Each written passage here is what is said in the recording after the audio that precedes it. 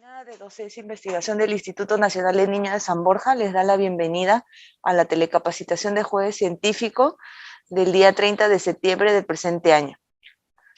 Hoy nos acompaña como ponente la doctora Stephanie Cárdenas Mendoza.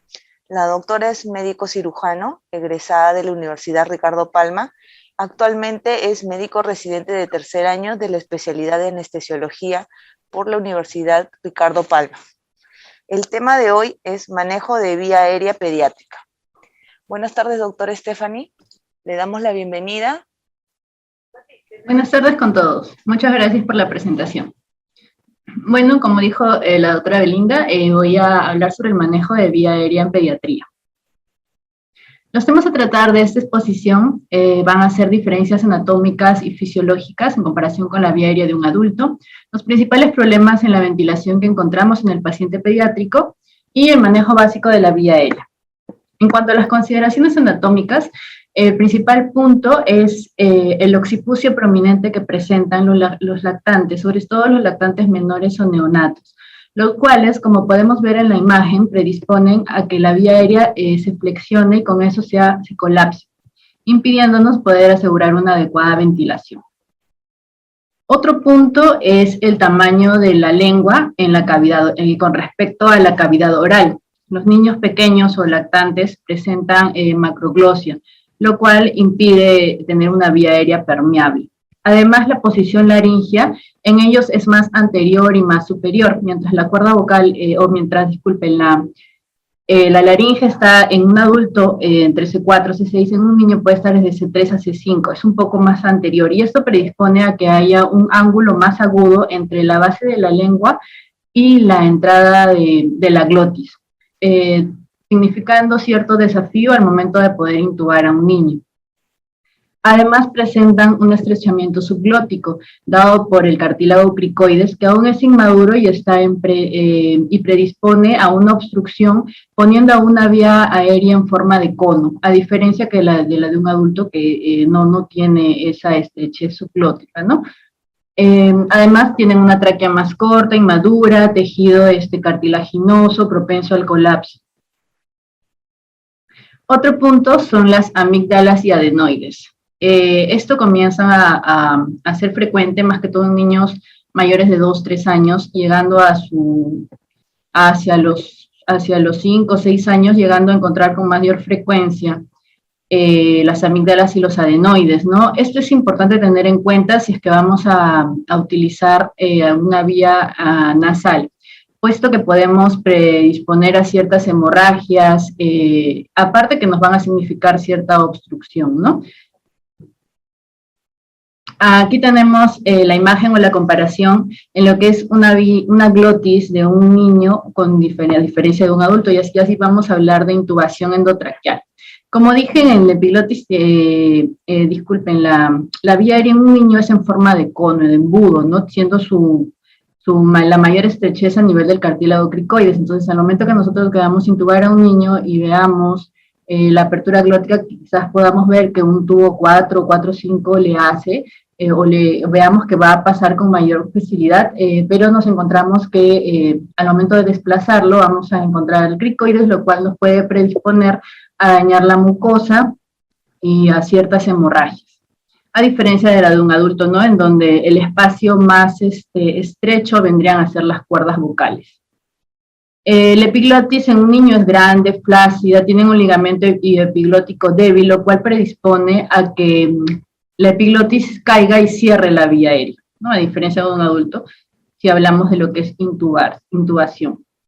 Tienen una tráquea más estrecha, lo cual aumenta la resistencia en las vías respiratorias, ¿no? Acá podemos ver la diferencia entre la circunferencia de una vía aérea en un niño comparada con la de un adulto, mientras que un aumento pequeño de edema en la vía aérea en un niño puede generar, en un adulto puede generar el aumento de la resistencia hasta 3 veces, en un niño ese mismo aumento puede aumentar la resistencia hasta 16 veces.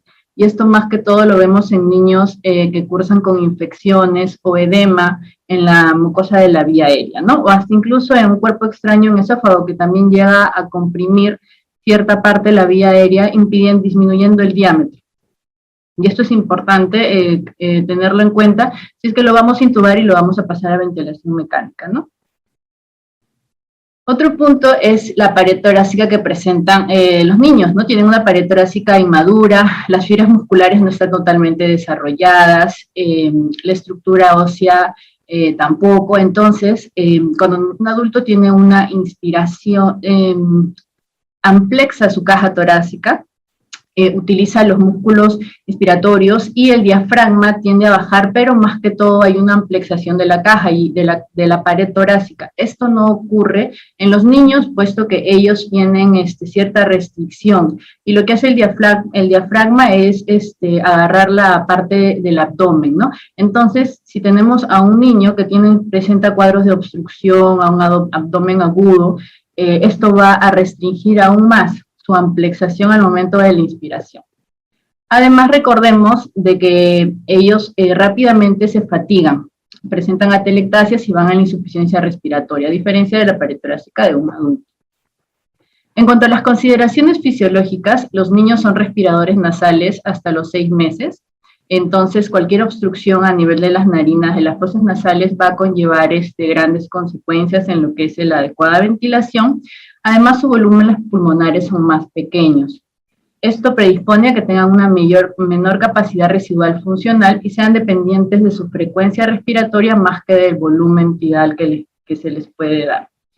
Tienen un mayor metabolismo de oxígeno, un mayor consumo de oxígeno, el doble que el de un adulto. La inmadurez torácica predispone a la fatiga, insuficiencia respiratoria, y en lo que es el sistema nervioso autonómico, hay una inmadurez del sistema nervioso simpático, por lo cual predomina el parasimpático, ¿no? Llevando rápidamente cualquier cambio a bradicardia. Aquí en esta imagen podemos ver la diferencia entre un recién nacido y un adulto, ¿no? Vemos que en la vía aérea de un recién nacido hay mayor resistencia, en lo que es nivel pulmonar, su capacidad residual funcional es menor, y esto es importante puesto que esto nos va a dar el tiempo de apnea que nos va a tolerar un recién nacido o un lactante, a diferencia de un adulto, ¿no? Y sus densidades de oxígeno, que vienen a ser de 6 a 8 mililitros por kilo, el doble de un adulto, que normalmente es de 3 a 4 mililitros por kilo, predisponen a que desature rápidamente si no tenemos una vía aérea permeable.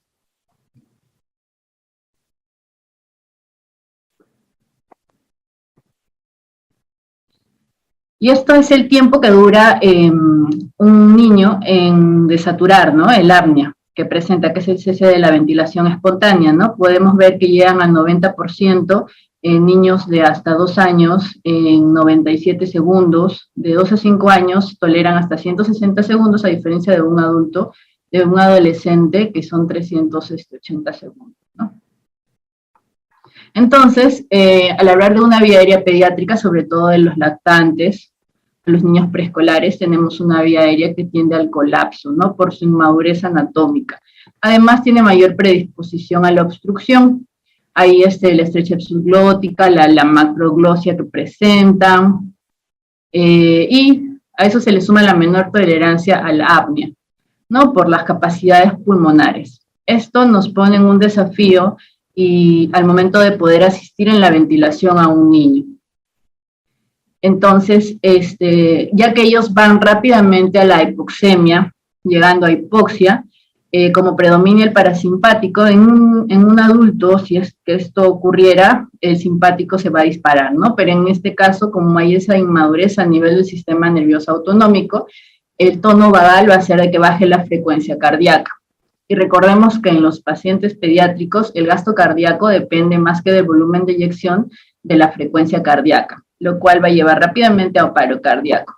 Hay varios estudios que enfatizan la importancia de esto, ¿no? Como el que se realizó en el año 2016, más o menos 1000 niños que eran difíciles de intubar, el 9% de ellos desarrollaron rápidamente hipoxemia y se produjo un paro cardíaco en el 16% de estos pacientes, ¿no?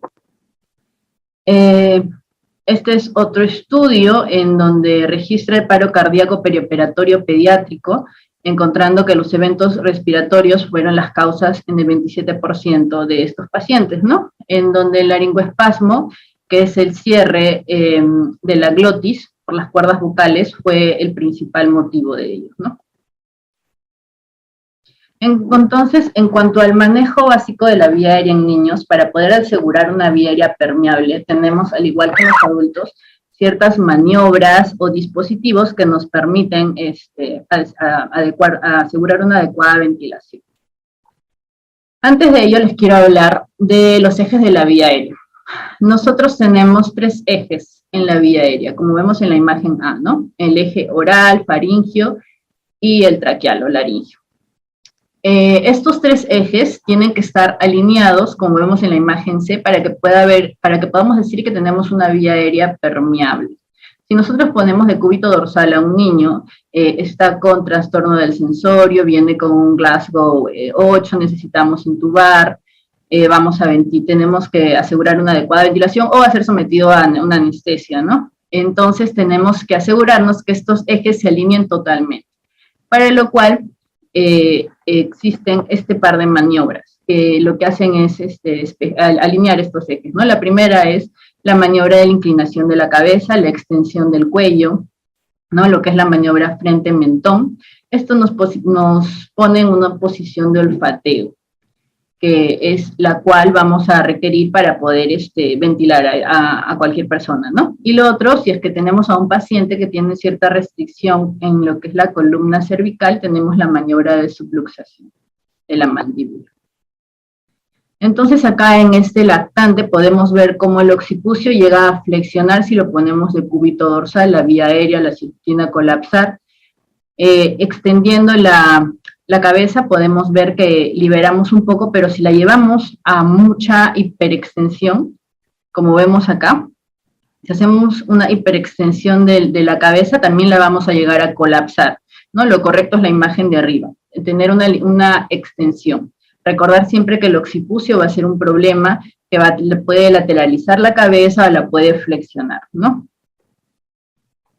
Ahora, para poder alinear estos ejes, también en la posición de olfateo, el fin de esta posición es lograr una extensión de la cabeza y cierta flexión del cuello, con el fin de alinear los ejes. Para poder decir que estamos en una vía aérea permeable, el conducto auditivo tiene que estar en cierta alineación con la parte anterior al hombro o el manubrio esternal, para lo cual en algunos pacientes o en niños grandes, como vemos en la niña de la imagen B, que es una niña mayor de 2 años, se requiere colocar una pequeña almohada a nivel de la cabeza, ¿no? Entonces esto pone en cierta posición anterior sin necesidad de flexionar el cuello, pero pone más anterior el conducto auditivo en relación al hombro, y a esto le hacemos una ligera extensión de la cabeza y ya tenemos alineados nuestros ejes. Caso contrario, en un niño menor de 2 años, como es en la imagen A, no necesitamos esa pequeña almohada debajo de la cabeza. Al contrario, necesitamos un rodete debajo de los hombros, puesto que el occipucio ya nos eleva bastante la cabeza. Y con eso también logramos alinear los ejes. En cuanto a los dispositivos que tenemos, uno de ellos es el orofaringio, tubo de Mayo, cánula de Guedel, la cual es importante su tamaño y la medición previa que vamos a tener, y la cual lo que hace es traccionar la lengua, liberar el paso del aire por la obstrucción de la lengua, ¿no? El tamaño adecuado tiene que ser desde la punta o la comisura de los labios hasta el ángulo de la mandíbula.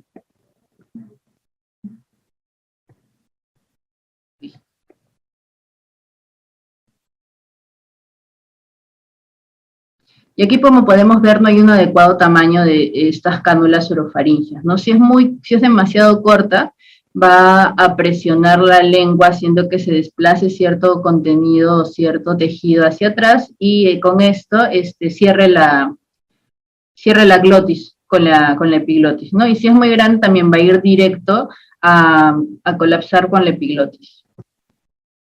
Los otros dispositivos son a nivel nasal, ¿no? Los dispositivos nasofaringios. Tener cuidado cuando usamos estos dispositivos, por lo que mencioné anteriormente, de las adenoides, que podamos encontrar o ciertos pólipos a nivel nasal que no hayan sido diagnosticados oportunamente al momento de nosotros pasar el dispositivo por las narinas, vamos a tener esta obstrucción y si lo hacemos con fuerza vamos a desarrollar ligera hemorragia, lo cual va a complicar aún más poder ventilar al paciente. También tenemos que asegurarnos que el tamaño sea adecuado para la edad. La medición es desde la fosa nasal hasta el lóbulo de la oreja o el ángulo de la mandíbula. Y seguimos, tenemos también la mascarilla facial. Hay tamaños de la mascarilla facial desde 0 hasta 6 en los niños pequeños. Como vemos, es una mascarilla transparente que nos permite observar si hay algún contenido en la boca, en la nariz, en la vía aérea, si es que hay retorno también por empañamiento de la mascarilla, y tiene que estar totalmente hermética. Esta cuenta con un manguito de insuflado, un cap, por decirlo así, el cual nos permite que al momento que se adhiera a la cara la dibuje totalmente cerrándola herméticamente. Nosotros tenemos que hacer un adecuado tamaño, como vemos en la imagen, ¿no? La forma de C con la E, en donde los 3 últimos dedos van a abarcar toda la parte ósea de la mandíbula, teniendo mucho cuidado de poder colapsar la vía aérea, porque en un niño, como en la introimagen, un neonato o un lactante menor, la mano de un adulto es relativamente grande, ¿no? Entonces, y su tejido, tanto muscular como cartilaginoso, se colapsa rápidamente, y más aún si está inconsciente, ¿no? Entonces tenemos que tener bastante cuidado y hacer una ligera extensión de la cabeza. Si necesitamos un rodete, ponerlo debajo de los hombritos, y el tamaño también de la mascarilla facial va desde el puente de la nariz hasta el pliegue del mentón. Como vemos en la imagen, a veces la mano queda, como dije, demasiado grande en comparación de la cabeza, y lo que hace es agarrar tejido blando, ¿no? En lugar de agarrar toda la parte inferior de la mandíbula, entonces se tiende al colapso. Y aquí en esta imagen podemos ver el adecuado tamaño, ¿no? Que cubra nariz, mentón y boca, pero que no abarque la parte ocular, ¿no? La parte de los ojos, ni muy pequeño ni muy grande. Otro dispositivo es la máscara laringea. La máscara laringea es un dispositivo supraglótico que ayuda mucho en lo que es poder manejar la vía aérea difícil de sea un niño o un adulto. Hay múltiples tamaños, cada uno de ellos va a ir en relación al peso del paciente. Son útiles como ayudas en intubación o rescate, como dije, en intubación difíciles. El problema es que tenemos que tener la cabeza en una sola posición, no podemos lateralizarla, quizás como si podemos hacer con un tubo endotraqueal que ya nos asegura, ¿no?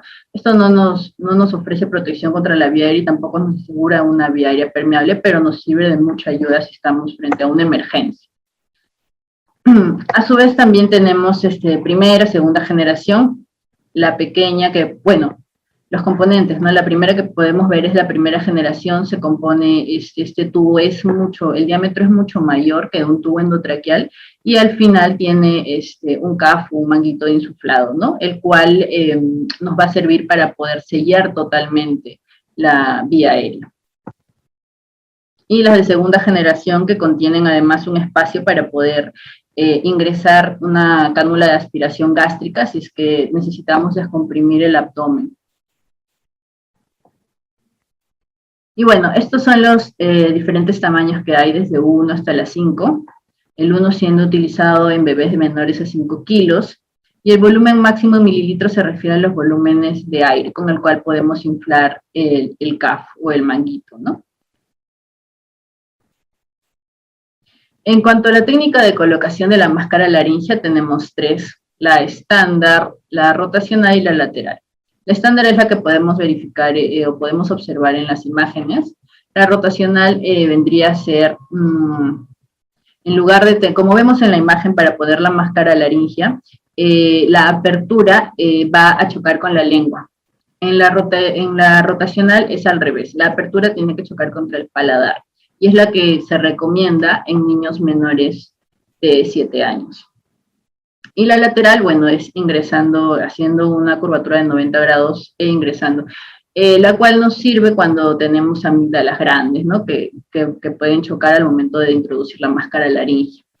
Para poder introducir este dispositivo tenemos que agarrarlo con la mano dominante, usualmente la derecha. Con la mano no dominante hacemos la apertura de la cavidad oral y ingresamos, si usamos la técnica estándar, con la apertura hacia la lengua, ¿no? Yéndonos hacia la dirección del paladar.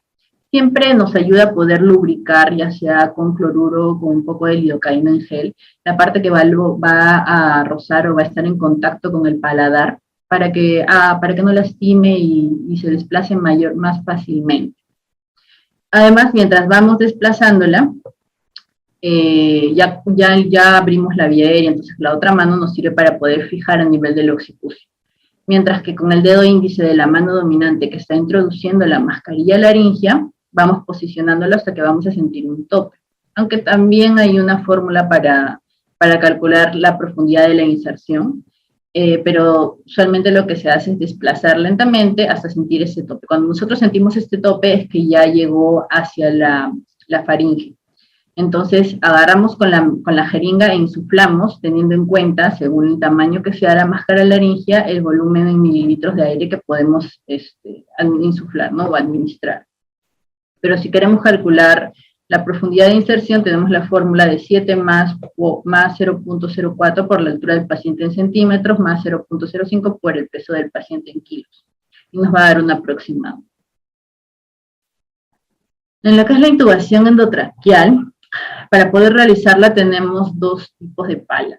La del lado derecho, que es la pala curva, la que usualmente se utiliza, y la del lado derecho, que es la pala recta, muy útil en pacientes neonatos o lactantes menores de 1 año. Para ambas se requiere una adecuada, para utilizar ambas palas se requiere un adecuado entrenamiento, y la visión o el lugar en donde va a llegar cada pala es diferente. Comencemos por la pala recta. Bueno, antes que nada, para poder intubar al paciente lo tenemos que tener en posición de olfateo, haber tenido una adecuada preoxigenación si es posible para que no desature tan rápidamente, que de por sí ya están predispuestos a hacerlo, no toleran el tiempo de apnea. Entonces tenemos los ejes alineados. Con la mano izquierda se coge el laringoscopio y se introduce, si es la pala recta, por el medio de la lengua. Esta pasa hasta llegar a la epiglotis, pasa la epiglotis y se hace una ligera elevación, como que en ascensor hacia arriba, no palanqueando, sino lesionamos tejidos, sino en ascensor. Y inmediatamente vamos a poder ver de frente las cuerdas bucales e introducimos el tubo endotraqueal. Si estamos hablando de una pala curva, esta, a diferencia de la recta, también con la mano izquierda se introduce desde el nivel, desde la comisura derecha de la lengua. Cogiendo la lengua, tiene una curvatura en donde la lengua encaja perfectamente, cogiendo la lengua y llevándola hacia el lado izquierdo, ¿no? Y se eleva también como que se hace una elevación, más no se palanquea. Pero la punta de esta pala va a llegar a la vallécula, que es la parte que está anterior, por decirlo así, a la espalda del epiglotis, ¿no? Y va a levantar la epiglotis. Esto en pacientes muy pequeños no nos es de mucha ayuda, ya que tienen una epiglotis muy larga, en omega, y que tiende a caerse fácilmente por la inmadurez de los ligamentos que están alrededor, ¿no? Entonces, pero en un adulto sí nos sirve porque la epiglotis no es tan larga, ¿no? Entonces esto llega a la vallécula, también se hace esa elevación y se puede observar, como en la imagen de abajo, las cuerdas vocales, los cartílagos, y la epiglotis, y ahí se introduce el tubo, ¿no? Hay diferentes tamaños de tubo endotraqueal. Hay una fórmula para calcular un tamaño ideal o estimado, que es la edad en años entre 4 más 4. Eso nos da un aproximado de un tubo sin CAF. Si es que vamos a colocar un tubo con CAF, a esta fórmula le tenemos que restar de 0,5 a 1, menos, ¿no? Pero esto es un valor estimado, no siempre es real. Algunos lo que hacemos es calculamos el diámetro en relación al dedo meñique del paciente, y siempre es adecuado tener o sea, después de haber calculado la edad en años, después de haber calculado el tamaño del tubo endotraqueal, tener siempre un tubo menor y un tubo mayor, ¿no? En cuanto a la profundidad, también la fórmula es de edad en años entre 2 más 12 aproximadamente, pero siempre tenemos que, después de haber introducido el tubo endotraqueal, hacer una adecuada auscultación, tanto en los ápices como en las bases, ya que, sobre todo en pacientes pediátricos, es muy fácil de que podamos hacer una intubación selectiva, yéndose al bronquio derecho por la predisposición anatómica que tienen a ser más vertical y con mayor diámetro, y dejando el pulmón izquierdo sin ventilar, ¿no? Lo cual puede ser catastrófico para el paciente. Entonces, después de intubar, sin introducir mucho, haber sacado esta fórmula para la profundidad, profundidad del tubo, siempre auscultar los ápices. Y bueno, ahí tenemos también las Palamiller y Macintosh desde 0 hasta 3, 4 ya utilizadas en un adulto, ¿no? Los cuales también esta tabla nos indican qué número usar de acuerdo a la edad.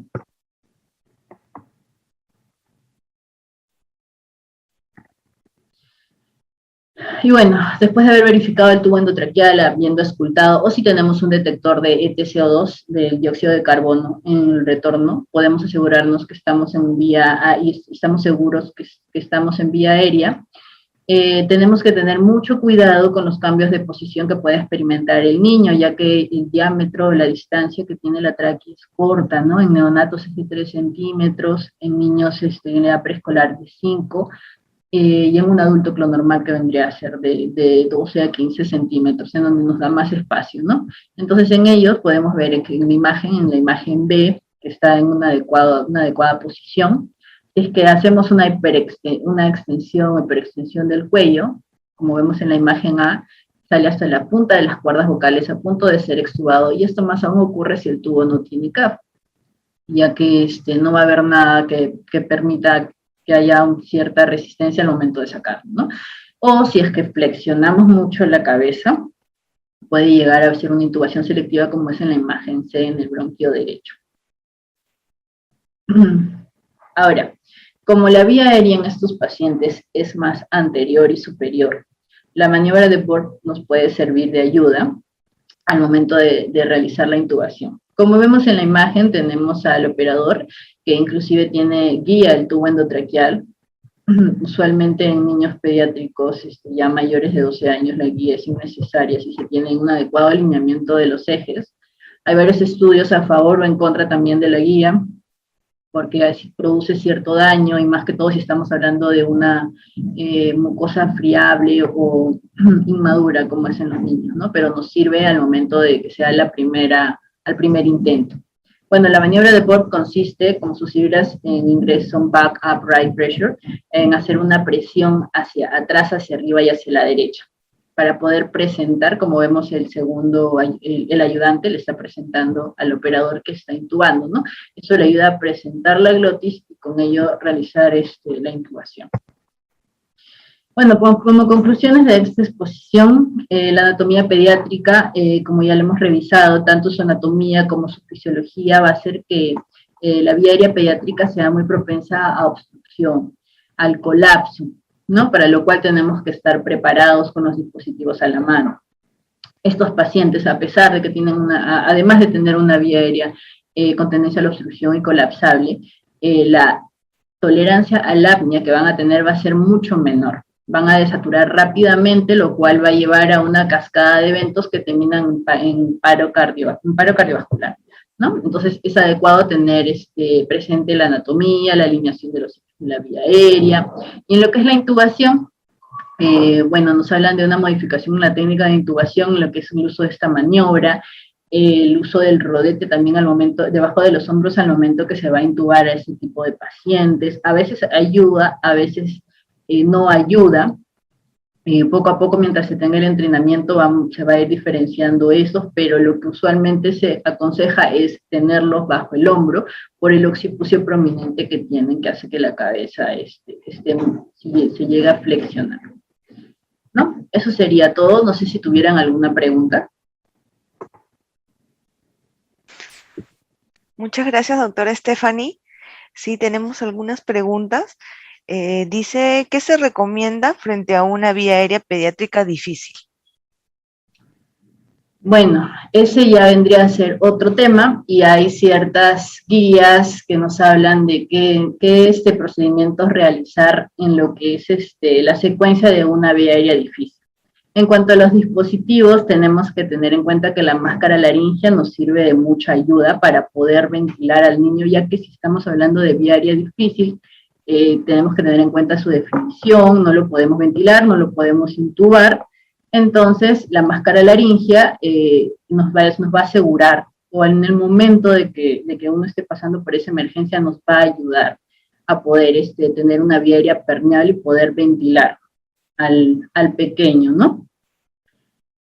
Eso sería todo más, hablando en general, ¿no? Para no ir en detalle a lo que nos dicen guías cuando estamos hablando. También hay vía aérea difícil planificada, no planificada, y siempre nos hablan de que si es que no se puede usar la máscara laringea, de tratar de despertar al niño si es que está siendo sometido a anestesia, o si es que estamos hablando de un niño que tiene trastorno del sensorio, deterioro del Glasgow está menor a 8, es imposible que el paciente pueda ventilar por sus propios medios, llegar hasta una cricotiroidectomía, ¿no? Pero la máscara laringea nos ayuda bastante a poder rescatar al niño.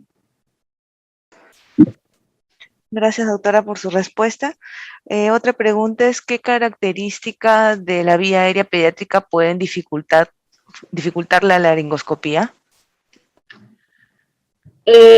La posición anterior y superior que tiene crea un ángulo muy agudo al momento de nosotros tratar de poder alinear los ejes o de hacer la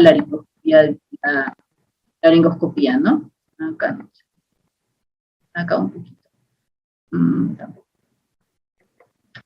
Podemos ver que a diferencia del adulto, que la vía aérea es más grande y no es tan anterior, no es tan superior, al momento de hacer la intubación, aparte de la lengua, al momento de hacer la intubación, esta va a estar muy anterior, entonces vamos a necesitar hacer la maniobra de Barr para poder descender o bajar un poquito la vía aérea y nos muestre la entrada glótica, ¿no?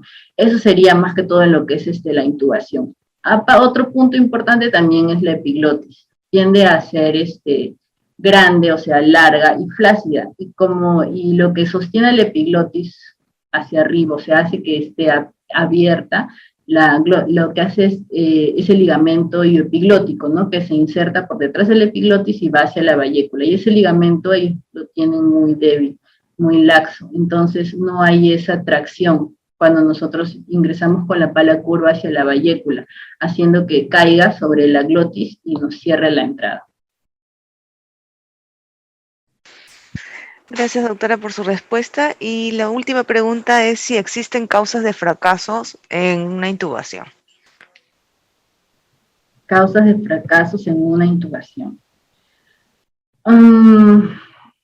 Bueno, esto va a depender de la evaluación previa que se ha tenido, si es considerado, si tiene predictores de ser una vía aérea difícil, como la apertura limitada, la lengua, la macroglosia, como podemos ver en niños con síndrome de Down, ¿no? Que tienen una macroglosia muy prominente, por decirlo así. Estos predictores nos van a hacer que lo podamos considerar como probable vía aérea difícil y vamos a tener más tendencia al fracaso de la intubación, para lo cual tenemos que estar preparados, siempre tener a la mano nuestra máscara laringea, el tubo de Mayo adecuado, siempre un tubo mayor al que nos ha salido por la fórmula, menor también, y bueno, hay ciertas maneras de poder, ya hablando de fármacos, poder inducir a la intubación a un paciente, ¿no? A grandes rasgos podemos hacerlo en ventilación espontánea o en apnea. Lo que usualmente hacemos es en apnea, ¿no? Pero si estamos viendo que tiene macroglosia, tiene el cuello corto, ancho, tiene una masa en el cuello que hace que tienda cierto al colapso, si lo dormimos totalmente, va a hacer que esa masa se lateralice quizás y llegue a cerrar totalmente la vía aérea. Entonces tenemos que evaluar todos esos parámetros para poder ver si es que lo intubamos despierto o dormido, ¿no? En apnea o en ventilación, tampoco despierto, sino hay ciertos fármacos que nos permiten hacer que el paciente no sienta que está siendo intubado, pero que esté ventilando espontáneamente. Obviamente no va a estar totalmente despierto, va a tener cierta sedación, pero la ventilación espontánea no la va a perder. Eso nos asegura que si falla la intubación endotraqueal, el paciente va a seguir ventilando, no le va a faltar oxígeno, a diferencia que si lo intubamos en apnea, ¿no? Que se va, si es que es una intubación frustra, no vamos a aprender manera de cómo el paciente se pueda ventilar, salvo que y ahí podemos llegar hasta hacer una cricoidectomía, ¿no? Que es lo que usualmente más se hace para poder salvar si es que nuestra máscara laringea no ha funcionado. Pero siempre tenemos que prever, más que todo en la vía aérea pediátrica, porque por todo lo expuesto es una vía aérea ya considerada difícil por la anatomía, a diferencia de un adulto que puede venir con una masa, un bocio o una masa a nivel del cuello, ¿no? Entonces, en donde al ser todo más grande, al tolerar más el apnea, como que nos da más chance a poder confiarnos un poquito, pero en un niño tenemos que prever todo eso antes de hacer la intubación. Muchas gracias, doctora Stephanie, por sus recomendaciones. Y bueno, la Oficina de Docencia e Investigación del Instituto Nacional del Niño San Borja agradece a la doctora Stephanie Cárdenas Mendoza por brindarnos esta exposición y por compartir su experiencia profesional con todos nosotros.